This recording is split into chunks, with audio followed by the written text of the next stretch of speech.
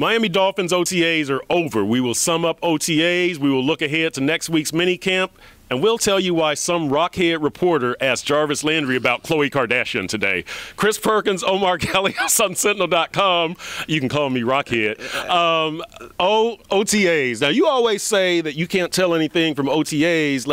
I hear you on the radio talking about Laramie Tunsil hasn't been doing well. How can you tell this OTA? How can you tell? Because there shouldn't be 10 sacks per practice. Am I wrong or right? They can't physically put their hands on these defensive linemen. But I'm sorry, but I can put my hands on you right now. You don't have any pads on. Let me ask you this question: how many times per week do the Dolphins practice with pads? Once during the season. Okay, yeah, that's all. So what the hell is different now than what you get per week? Look, I'm just going to wait till they have pads on to judge them. But your takeaway from OTAs, what did you like? What didn't you like individually, as a team, coaching? Kenny Stills was my top standout during OTAs. You could tell he understands this offense. He's playing fast. He's more productive. Hopefully he develops better chemistry with Ryan Tannehill than Andre Branch. Yeah. This is a guy Dolphins just picked up off the Jacksonville Jaguars scrap heap, and he's been consistently disruptive. Taking advantage of Mario Williams being out, the times that Mario has been out. Cam Wake was out. Yeah, when Cam was out.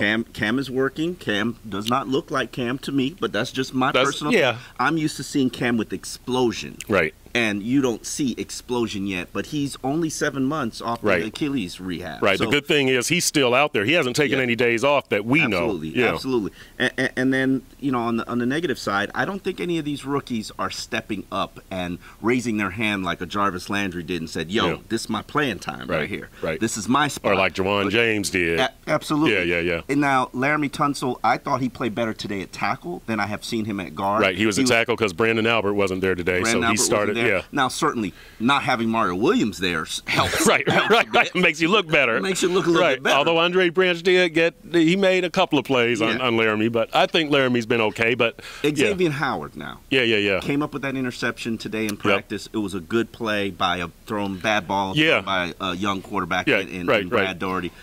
Zach Dysert, right? It was Zach Dysert. Who cares? Yeah, you were thinking Brandon Dowdy. I think it was Zach Dysert. Yeah, I think. Yeah. Whatever. Whoever the quarterback was. Saw him make plays, instinctive playmaking ability. I think that's probably one of the more tightly contested battles, Tony Lippett versus Xavier Howard. Right. And then I saw Bobby McCain make some good plays on Jarvis Landry.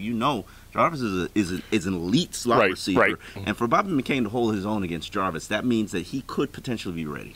Well, one of the things that I saw was again Cam Wake being out there. That's a good sign. That's the best sign that you can have for this pass rush. He's not pushing himself, but at this point, the day after the workout, which is always critical, apparently he's answered the bell because he hasn't missed any time. The other thing that Devontae Parker, he sat out this week. He sat out some practices. Adam Gase has said that it's not the foot, but you're kind of worried that this guy is sitting out. Now, Adam Gase has also said we're not worried about Devontae right now. We want to see him in training camp. Right, get him healthy for training camp. So that's a good thing. Ryan Tannehill, we're going to revisit this. I haven't been impressed. I haven't been impressed. And that's not a bad thing. It's just he hasn't showed me anything that I thought that I wouldn't see. In other words, he hasn't.